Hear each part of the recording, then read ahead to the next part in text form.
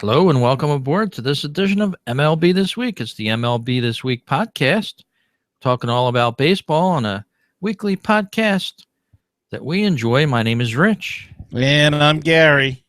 And hello, Gary. We had a little tech gremlin starting off the show today, but we're good as gold now, sailing right along. Yes, Rich. Well, it's just the fact that I have crummy internet, crummy Wi-Fi, and I don't have a hardwire connection in my new location. So had to move back to the old location for the show. And, of course, I wasn't prepared for that.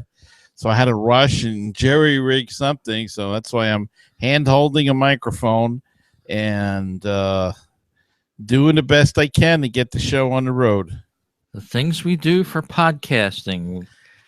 A lot of people don't, they don't realize it's not always easy. And most of the time we always do the show with one take. A lot of the podcasters that we are familiar with will go back, touch up audio, do this, do that. But we pride ourselves in taking it right through. Most of the time, no edits necessary. So bringing the show to you this week. And Gary, a lot of new news with the rules being accepted into baseball this week. Baseball's plan to shorten games, and also the sliding rule became official this past week.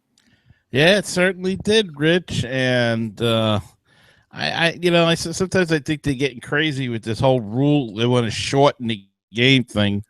What are they going to do? Give 2 outs to each team when they come up to bat, and you get 1 out in an inning? I don't know. But the sliding rule is still, what I don't understand. Why don't they just make a simple rule? Why is it got to be so ambiguous and leave everything up to choice? The college has a rule. You got to slide straight into the base, period. They got to convolute everything, and it's nuts. Yeah, it's very complicated, and it's going to add time to the game. You're going to have these replays being played at various times of the game with no input by the coaches, but you're going to have umpires that possibly may want to stop the game to see if the slide was going to be a legal slide or something they could rule as illegal. So they're trying on one hand to shorten a game, and then on the other hand, they're saying, okay, we're going to bring this new rule in that could extend the game 5 or 10 minutes, however long it takes them to come up with a decision. It's just plain crazy. It's nuts what they're doing, and again, just make it a logical rule. You got to slide straight into the base. That's it. If you don't, you're out. Yeah, and then they're going to review the neighborhood play. They're going to make it possible, maybe with the video.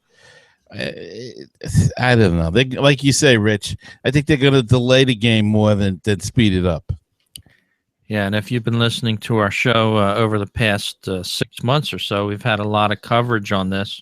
We're not going to go over it like we did over the last shows, but did a little research on an article here from Forbes magazine, and a gentleman wrote an article in reference to, he doesn't think that this is going to shorten baseball, just having a mound meeting of 30 seconds or less. Sometimes it takes a coach 20 seconds to get to the mound once he starts his walk. But now he's saying baseball managers are going to have to sprint out to the mound because 30 seconds is over like that.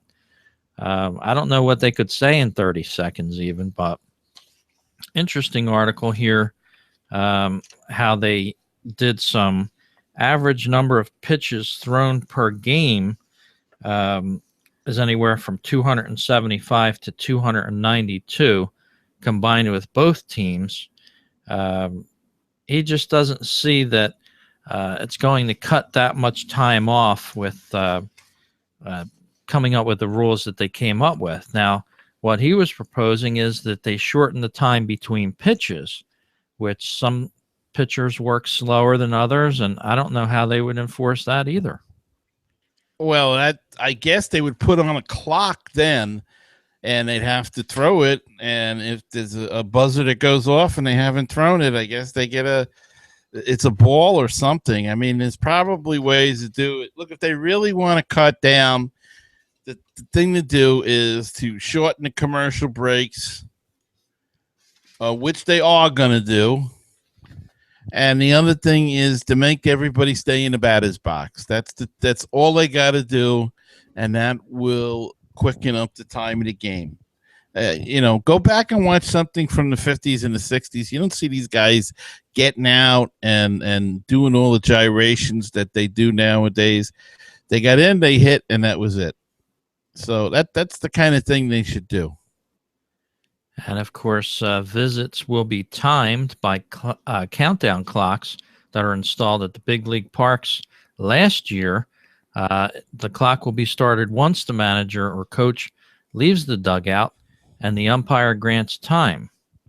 So unless there's a pitching change, they've got to leave the mound before the clocks reach zero. So you're going to have a lot of fans in the stands. I'm sure they're going to be counting down the time for especially the opposing managers and coaches as they walk out to the mound.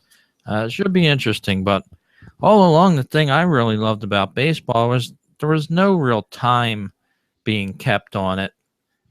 And still, it didn't really go that long. And I'm not too sure where all of the brouhaha over time has come up all of a sudden. When you're talking about 10 minutes or 15 minutes difference in a game. I think because they're not getting kids to play and they think that it's too slow and sure it's slow, but maybe it's a game for smarter people then because we can sit and figure it out. I don't want to be rushed. I think we had this conversation last week. I want to go to a game. I want to sit and relax and watch a ball game. I don't want to be out of there in an hour and a half. I feel like I got ripped off of my ticket price. You know, I mean, you go there 2 hours before the game if you want to get a good parking spot, and then you go in for an hour and a half or something. It's crazy. I can remember feeling ripped off when I was a kid because the games were faster then, and you'd get a game 1, 2, 3, and then. You're out, and I'm saying to my father, is that it? That's all there is. I don't want to go back to that. I don't like a long game, but I do like a little. It to me, it's at a good speed right now. I don't want to quicken it up anymore. I just leave it alone because it's getting too ridiculous. Exactly. If I got out of the park in 3.5 hours, I'm fine. If it's longer than that, sometimes I'm fine. But if it's an hour and a half, I'm like you. I'm watching my clock, and you're paying good money for these seats now, and I just don't get the rush. But anyway, that will be a new rule as long as the season is here in 2016, and also, of course, the new slide rule. In effect, a runner sliding in the second has to make a bona fide attempt, not just slide into a base, but also to remain on the base. So there's a lot of interpretations on this. I've heard from people that are for it, people that are against it. That'll be interesting this season too. But as you say, Gary, I think there's way too many changes in the game at one time. And too much variations. Just make the rules simple. I even said that about Congress and everything. Why do we got to make a rule that takes, or a law that takes 57 pages when don't do this? That's what the law should be, not in the event of this. And that's because you elect lawyers and stuff into office. And the same thing here. You got lawyers running the damn thing. And they're putting in all this legalese and crapola instead of making it in simple English. You do this, you're out. Blah, blah, blah. Yep, that's about it. So we'll have to see how those new rules get implemented and interpreted over the course of the season. It's going to be interesting when baseball starts up. We already had the first game this afternoon. The Phillies down in Clearwater took on a college team, which they soundly beat today. They were out for revenge. They lost last year against the same college, University of South Florida. But baseball is back. And Gary, you have a story about a team that's right across from Clearwater in Tampa, the New York Yankees, but they have a little ticket problem back home in New York. Well, yeah, that we talked about it last week, the whole StubHub, they don't want to use it, and they're having a big battle with the Yankees, and they're not going to accept paper tickets. Well, it got heated up more if we brought in the politicians now. Bronx Borough President Ruben Diaz Jr. is siding with StubHub in the team's heated battle with the ticket exchange. A spokesman has said the quote is, the borough president is a lifelong Yankee fan. The borough president's favorite player was Greg Nettles. John DeCio, communications director for Diaz, told the Daily News he lives and dies by the Yankees, and he's not crazy about this. And of course, the Yankees, the arrogant folks that they shot back. Their president, Randy Levine, didn't waste any time tearing into Diaz. Doesn't surprise me, given that we've stopped his endless funding requests, Levine told ESPN's Darren Ravel.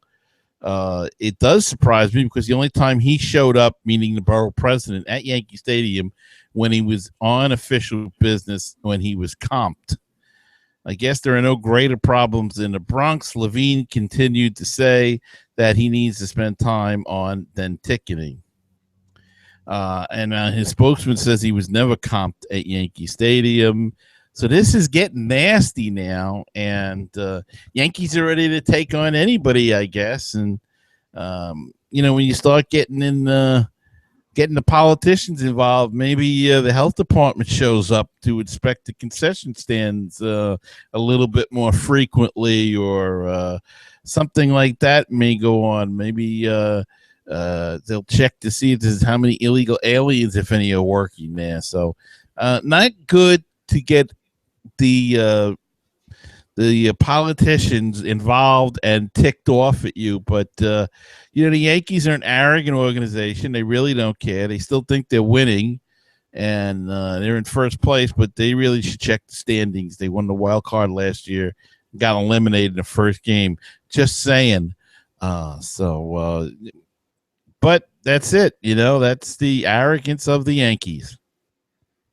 Yes, it is. So we'll have to keep an eye on that for you on the show. Mike Francesa going back and forth. I'm reading a little article here as we're doing this story, and it seems like Francesa's been supporting the Yankees, even though he supports the StubHub version as well. But interesting how even the sides get taken in this story as well. It certainly is, Rich. So the Yankees trying to carve their own market price for their tickets up in New York. And one thing is for sure, the prices keep going up. So you got to dig a little deeper into the pocket to go see a ball game anymore. Not very good if you can't buy a ticket from a secondary market like StubHub. They wouldn't complain if they were higher in price. I don't know what the big deal is about a little lower. Well, they don't want, I think it really comes down to what we said last week. They don't want the riffraff in the expensive seats. That's the whole issue right there. When push comes to shove, they do not want the people that can pick up a seat cheap to get it to sit in an expensive seat area. And the only way they can stop that is by shutting it off of StubHub. But you know what? People are going to sell it on the street then, or they're going to give it to their friends or anyway. So, I guess they'd rather have the seats emptied and have somebody sitting in it. They've gotten their money, but you see, they have a Yankees ticket exchange, and you can go into them, and they work like a StubHub, except they sell at face value. So if StubHub gets the cut, the Yankees don't, and so it's a question of greed and arrogance and superiority. But again, I say there's nothing to be superior about, because look at your roster and tell me how superior you are. Yep. So from New York, we'll go right out to the West Coast, where there's a little interesting development out there. Yasiel Puig, of course, with the Dodgers, has got a little problem showing up to the game on time some days. So in the offseason, he had a bright idea. He wanted to possibly get a helicopter to take him the approximate 10-minute ride from where his house is in Los Angeles right over to Dodger Stadium. But unfortunately, he's been told that the Dodgers have a ban of landing any aircraft at Dodger Stadium because it's against the law. The facility lacks a landing pad. That would also be illegal. So in the past couple weeks, Puig has been tweeting and putting some pictures and photos and videos on his Instagram account, flying around LA in a helicopter, of course, with a pilot, and just thinking that he can do this in some way. But the Dodgers informed them this past week that, yes, that would not be allowed. So, Yasiel Puig's going to have to find another way to work. He's been grounded over at Dodger Stadium. Why don't he just try leaving a little bit earlier? Yeah, if it's the traffic that he's late, then leave a little earlier. Not a big deal. I mean, it's a no-brainer. Yeah, and LA Dodgers chief press agent named Mr. Rosen said it's now turning into a comedy routine because Puig just doesn't seem to listen. But, yeah, I don't think he'll try to land a helicopter out there on his own. But, you know, that's what kind of player he is as well. He's sort of a cannon that's not tied down, so to speak. So it's going to be interesting to see how that relationship develops as well throughout the year. Of course, Don Mattingly had his issues with Puig, but it seems like Puig won out there in LA. And going to be interesting to see what happens this season, though. He better put some good numbers up because he's not showing the numbers to really be playing the whole prima donna act here. So he better put some numbers up or else he's going to find himself playing in Cleveland or Seattle or something pretty quick. And I'm surprised I didn't hear the story from you this week with Mets outfielder Jonas Cespedes showing up during the spring training every day with a new vehicle, a sports car here, a sports car there. Very interesting. That's been the big drama in camp. What car was Jonas Cespedes showing up with? And the first day, I did a story on Mets Musing, so that's why you probably didn't hear it here. I saved it for that show. But first day he showed up in a customized Ford pickup, and then the second day was this Polaris, I think it's called. It's like a 3-wheel trike with 2 seats and everything, all customized out. The third day, I believe it was a Lamborghini that shot flames out of its exhaust pipe. The fourth day, I think it was I'm missing one. Oh, yeah. The fourth was the Alfa Romero, customized to his liking. The fifth was a Jeep Wrangler, all customized. And I have to be honest with you, I missed yesterday, or was it Friday, or yesterday's car. And it was supposed to be something that was very good, but I didn't see it, I have to admit. And so I don't know what it was. But yeah, that's the. Hey, look, Rich, if that's the only drama coming out of camp, we'll take it. Yeah, got the money, you can afford those cars. A company in Florida is responsible for a lot of those athletes' cars called the Auto Firm. A guy named Alex Vega has been supplying vehicles to Pablo Sandoval, Yasiel Puig, Jonas Cespedes, White Sox first baseman Jose Abreu, and even former Dodger Juan Uribe. So he's got a nice little business there, and near Port St. Lucie, Florida. And yeah, a lot of these guys are going to him, and he's getting them all hooked up in those expensive, fancy cars. And why not? If you got it, spend it. And Rich, here's the funny story about the week. The other day when he had the Lamborghini, apparently Cespedes loves waffles, but he doesn't like the square ones. So he asked somebody from the kitchen staff if they would go out and buy, and he gave them money, of course, a round waffle maker. And they did. And he insisted that they take his car. And the car that he was driving that day was the $400,000 Lamborghini. So this guy took the car and went to Walmart. They were out of round waffle makers, ended up in Target. But could you imagine taking that? I'd be a nervous wreck to take the car.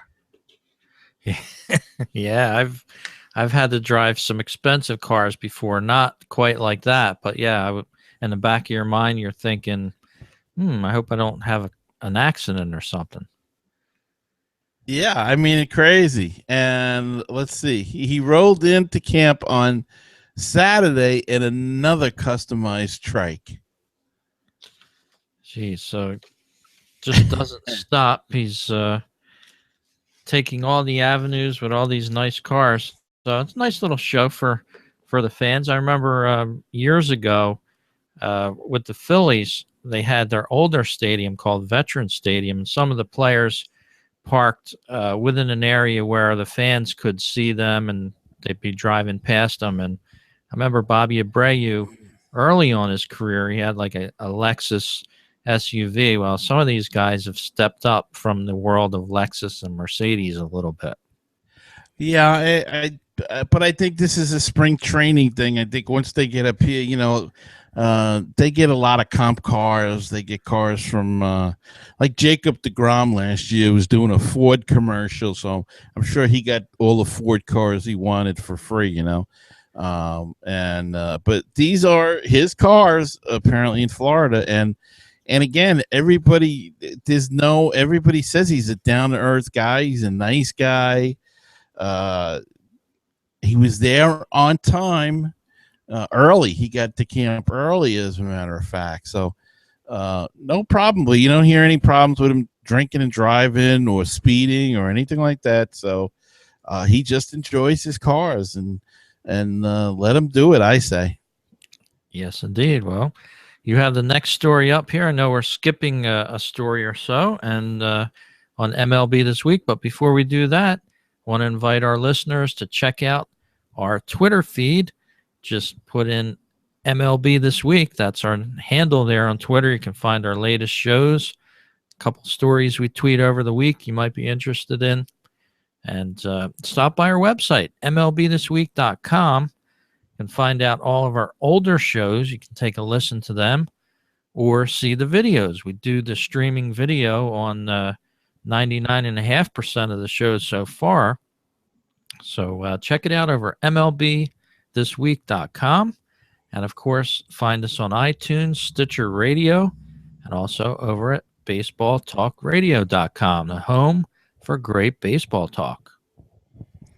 Yes, sir. And Rich, I think the next story is about the Pirates and the new protective gear. And we talked about this last year, if you remember that. I can't remember the lefty reliever that had that big, humongous Wizard of Oz hat on his head there, and actually played for the Mets last year. Came from San Diego. Well, the Pirates tried out a new approved protective cap during one of their spring training workout. It was Marco Melanson, the closer, and a reliever, Jarrett Hughes, that tested it, and they sported the half cap created by a company called Boom Bang as they threw in a bullpen and went through fielding practice. MLB began asking pitchers in September if they wanted to try out the new model. 20 big leaguers agreed to test them this spring. This design is comparable to a hard visor that protects a pitcher's temples, and it earned rave reviews from both pitchers.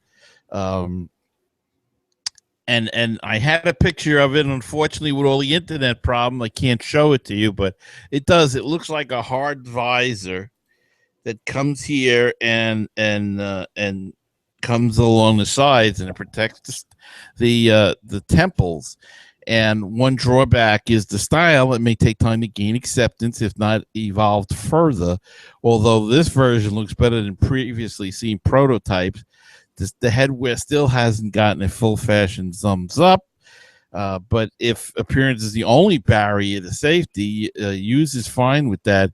He plans to keep wearing the cap and will try it out during a Grapefruit League game next month. So interesting to see that. I hope they put that game on, or at least catch a clip of it on the internet or something when he comes in, because I'd like to see how it looks in person other than the pictures. But look, there's still some concern. So they got to do something for these pitchers, and this is a little less cumbersome looking. Yeah, and due to the magic of the internet here, I've got a picture up on the screen there. If our listeners that are watching the video as well want to check it out, as Gary said, it comes up over the temples a little better, and it doesn't appear to be that obtrusive. No, it almost looks like a hard helmet with the top cut off of it, essentially. So yeah, with the added protection for pitchers, and it's probably lightweight as well. So yeah, that could be a hat of the future. I remember hockey years ago when they didn't even wear the helmets. That was, you were viewed as a sissy if you wore a helmet. Yeah. In hockey, but yeah, it's just amazing the way the game changes. I'm not sure if you can see that. Can you see that? Yeah, I'm seeing it. So it must be on here. Okay, so interesting helmet there, protective cap worn by the Pirates in spring training. We'll see if that carries over into real play this year, or maybe in a future year, possibly. Sure, they have to get something like that approved. So very good there. Very cool. Nice story. I didn't even notice that this week. There were so many stories coming across the wires on baseball. We tried to pick out some of the best ones for you here, and I wanted to invite all of our listeners as well over to the Baseball Bloggers Alliance page. They accepted our podcast into their alliance there at baseballbloggersalliance.wordpress.com, and they have a full schedule of events going on as far as blog posts from all over the league in the U.S. here, every team represented, and a lot of great audio video shows that I didn't even hear of myself, some of them, Gary. Yeah, it's a great site, and everybody should go check it out and check out, as you say, the different podcasts and the videos and stuff that's on the site, and just go over and delve into it and enjoy it. Yep, that's baseballbloggersalliance.wordpress.com. Check them out. Great organization, and we're proud to be members of it here on MLB This Week. Well, moving on with the show, Gary, we have an election going on here in the U.S., of course. Most people know that. But there was a little tie-in this week with one of the baseball stat aficionados of all time, Mr. Bill James, closely associated with a lot of the sabermetric stats that we now hear of so much. He went on record to bash one of the candidates running for president this year. And, of course, that was none other than Donald Trump. Everybody's after Donald now, it seems. Even his own Republican Party's trying to attack him. But Mr. Bill James says that, and he wrote this all online, mind you, if you're watching the video, I've got a long tirade here from Bill James. It goes on about 3 pages long. Trump as in rump. Let me begin by telling you, if the title does not make this clear enough, what I think about Donald Trump. I stress that I am not trying to tell you what you should think about the Donald. I am merely telling you what I think, how I react to him. And it goes on how he has despised Donald Trump for 35 or 40 years, however long he has been a national figure. And I don't intend to give this up now or when he becomes president. So this goes on for, I would say if it was handwritten, I would say it's probably about 7 to 8 pages long, maybe even longer, because this is typewritten. It's almost 4. But it's a total tirade against Donald Trump. I don't know, Gary. It seems a lot of people are out after the Trumpster all of a sudden. Yeah, it certainly is, and yet it doesn't hurt him. He keeps getting more and more people in his corner there. I think people are angry, and they want the non-candidate in there. They don't want the typical politician, and I think that's where some of these people are missing the boat. And I think the Republican Party is kind of missing the whole boat there too, by going after him like that. It's going to be interesting if he's the candidate, and Bill James, just stick to baseball. What are you getting into Trump and politicians and no, he don't want to tell you what you should do, but he still writes an article on telling you what you should do or why he dislikes him. So I always get a kick. I get a kick out of somebody when they write an article, say, I'm not going to tell you what to do, but this guy sucks and blah, blah, blah, blah, blah. Exactly. And it didn't even stop there. The article had some gem quotes taken out of it. This one appeared in marketwatch.com, and the headline read, America doesn't have enough quote-unquote morons to elect Trump, baseball stats guru says. So in this tirade, there's about a sentence or two, and it goes like this here. When you divide the public into two and then divide the voters in one of those halves among 5 candidates or more, a candidate can win by dominating the moron vote because it only takes about 1/7 of the total population to take the lead, in quotes, under those circumstances. But when you're talking about needing 51% of the whole population rather than needing 30% of half the population, you run out of morons. So very interesting words there by Bill James. I wonder if many of those morons are buying his publications. Well, not anymore, I guess. And, him and his moronic stats that he's come up with over the years with all of the sabermetric crap, I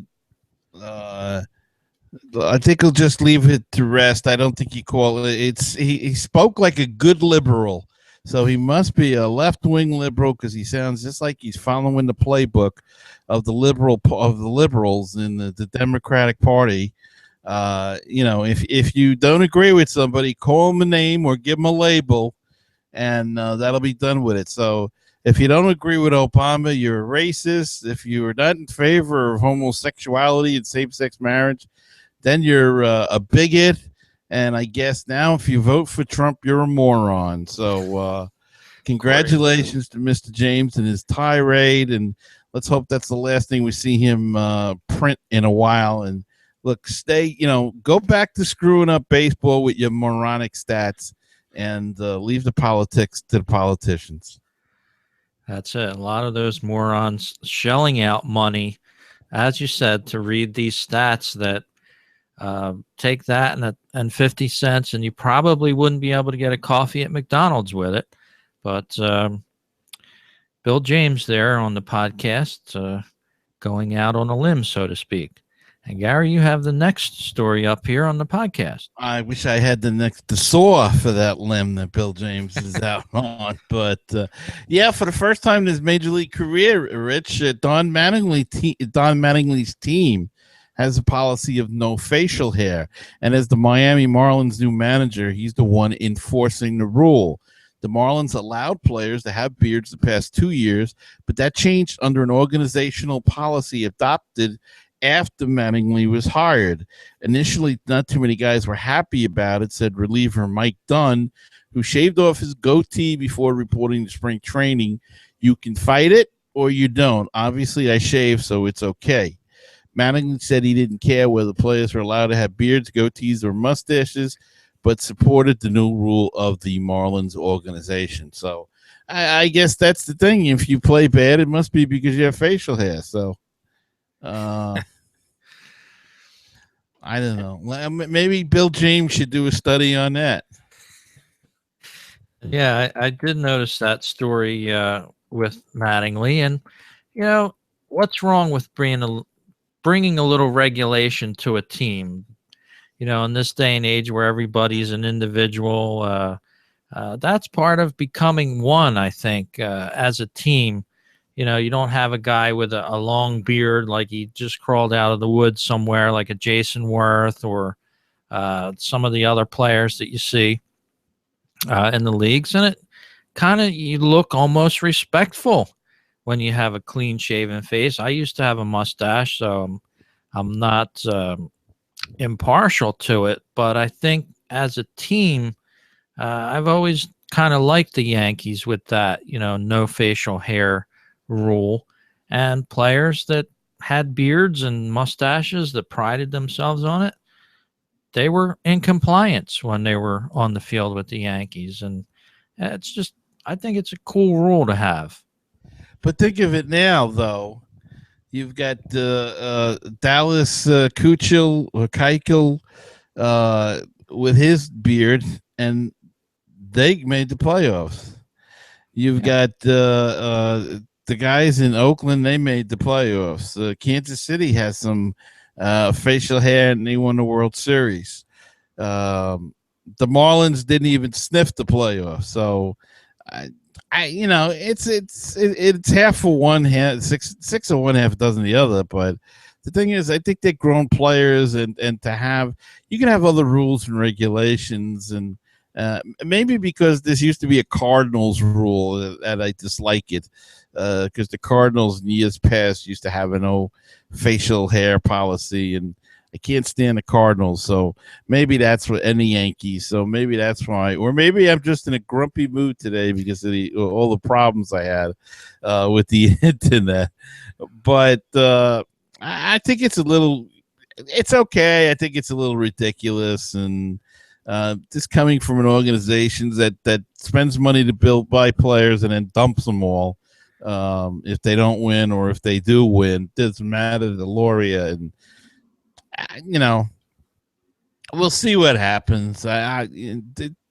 It's just, I don't know. They're grown men, and plus sometimes it's a pain in the neck to shave, and then you go out and you're playing in Southern Florida, and you get that stinging in your face because you shaved that day, and they're gonna have to address that too. Yes, they will. So interesting developments down there in Miami. We'll see if any of that shaving helps that team, or, as Gary said, doesn't necessarily have to. Of course, with all the success that other teams have had with the beards, but we'll see what happens down there in Florida. And again, out to the West Coast, I've had a few West Coast stories. California dreaming a little bit this week. I must have been, Gary. Yes. Vin Scully, veteran broadcaster, award-winning broadcaster, made the news in the past week. 88-year-old Vin Scully discussed Pete Rose in an interview in an upcoming March issue of AARP Bulletin. It'll be coming out in a day or so, and he was asked by freelance writer John Saraceno whether he would vote to induct Rose into the Hall of Fame. Quote, "I wouldn't," Scully said. "Should he be in?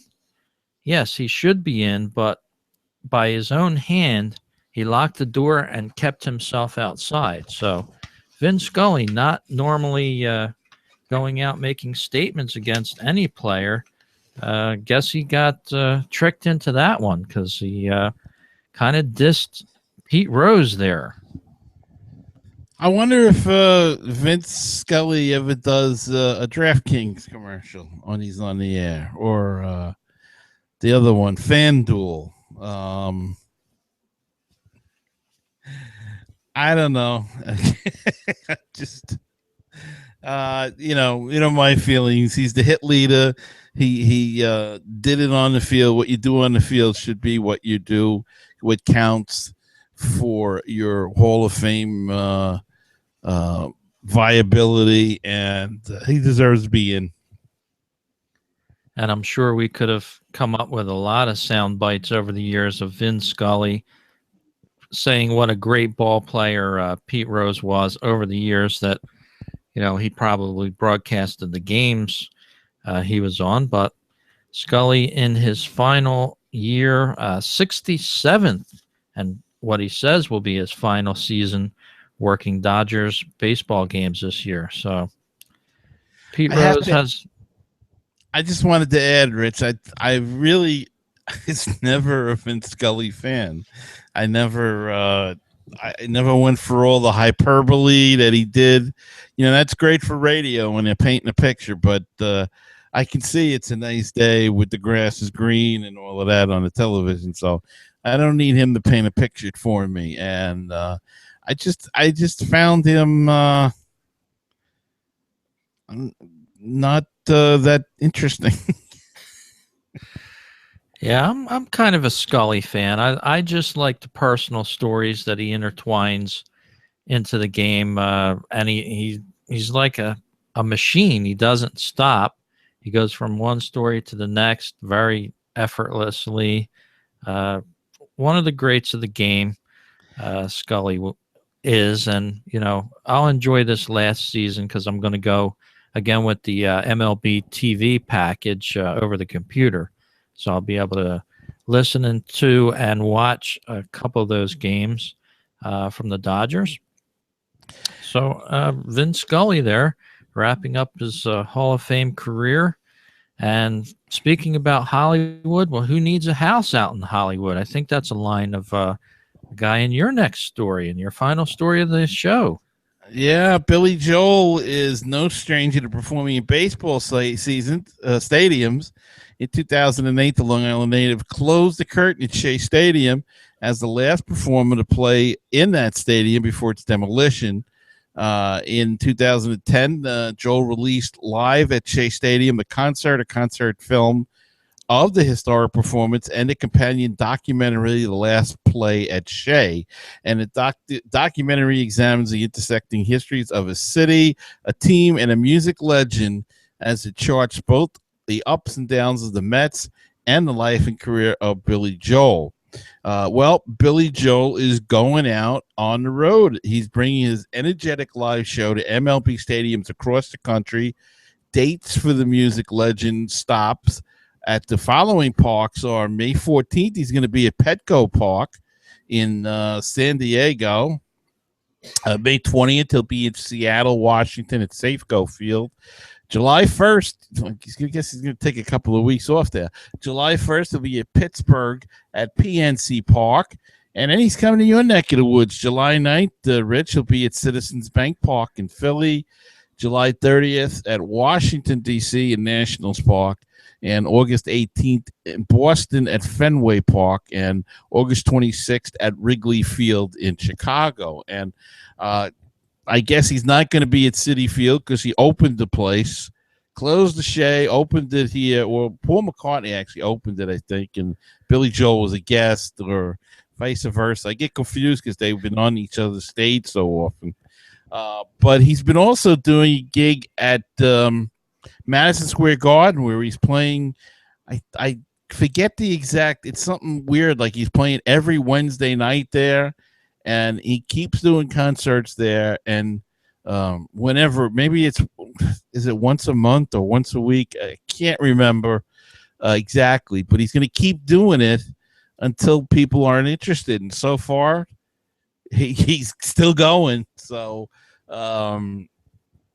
Billy Joel, beloved, now he's taking his act on the road again, and he's getting there. He's up around my age. He may be even older than me by a couple of years. So he's getting up there, but does a great show if you ever seen him. And now he's going to be all over the place, so people get a chance to see him in person. Always been a Billy Joel fan. I've never seen him live. Don't think I'll go to this tour, but yeah, I don't mind his music. In fact, he and Bruce Springsteen in the city of Philadelphia go back and forth with as many sellouts as they can get. Of course, over the years, they have a rivalry in the town of Philly, who has sold out the most, and they actually have banners hanging up from the rafters inside the Wells Fargo Center now, and I think that's changed names. I don't think that's the name of it anymore, or it could be. But yeah, they have banners up there that says how many each artist has on the sellouts in Philadelphia. And if you're a subscriber of Sirius XM through March 15th, you can actually win Billy Joel tickets. Check that out over at channel 18 of Sirius XM radio, and every hour they will be giving away tickets there on the Billy Joel channel. So he's got a whole channel devoted to him on Sirius XM as well. So yeah, he's a great kind of baseball guy too. Yeah, he's done Yankee Stadium. As I say, he closed out Shea Stadium, and that's a great concert if you ever get the DVD or rent it or whatever. Maybe it's on Netflix. The last play at Shea is a terrific thing, and there's an interesting point in that documentary, and it's about Pete Flynn, who was the head groundskeeper at Shea Stadium for, oh my gosh, he was with the Mets for like 50 years or something. And the story in the documentary, they show Pete Flynn getting into like the golf cart with Paul McCartney to take him to the stage. Now, what's interesting about it is, and it comes out in the documentary, he says to Paul McCartney, I drove you on the field at Shea Stadium in 1964. when the Beatles came. So they kind of made that whole connection and closed it off with him driving Paul McCartney out to be Billy Joel's guest at the last concert at Shea Stadium. So it was kind of interesting because, you know, you had the Beatles at Shea Stadium was one of the first arena type concerts that was a big success. They never thought it was going to be a success. They took a chance, and it really paved the way in the 60s and the 70s and the 80s, and even today, in some extent, to these big stadium concerts, which they never had before. It was always in small venues or like Madison Square Garden or Civic Arena or whatever. And it was really the Beatles that opened that all up at 64. And again, Pete Flynn drove the car. They went out in a car on the field, the Beatles. He drove Paul McCartney and the rest of the Beatles out in this car. And here, how many years later, he drove Paul McCartney out to behind the stage so he could come out for the last concert. So very cool thing. It's a cool documentary as well as a great concert. So if you're a Billy Joel fan, check it out, and I think you'll enjoy it. Yeah, and if Sirius XM is listening to our podcast and wants to throw us a few tickets, they can always contact us. Go to MLBThisWeek.com. We have a contact us page there. You can get right in touch with us, as well as our listeners. We want to thank our new Twitter followers that's joined with us in the last week. We appreciate you joining on to our little gig that we do here, and we'd like to hear from you as well. We have a Speak Pipe, which is a message service that you can get to. Go to our Contact Us page again on MLBThisWeek.com. That Speak Pipe app is right on the right side lower section of that page. You can hit the green button, and as long as your computer or tablet has a microphone on it, you can send us a voicemail, and we'd love to get it on a future show. Well, that about runs our time out for this week, Gary. A full lineup of stories again, and I really enjoyed it. Me too, Rich, and I look forward to seeing you and talking more baseball next week. All right, we'll have a whole lot more to talk to as the teams get on the field. Games start to be played this coming week, so we'll have a whole lot more for you on the next edition of MLB This Week podcast.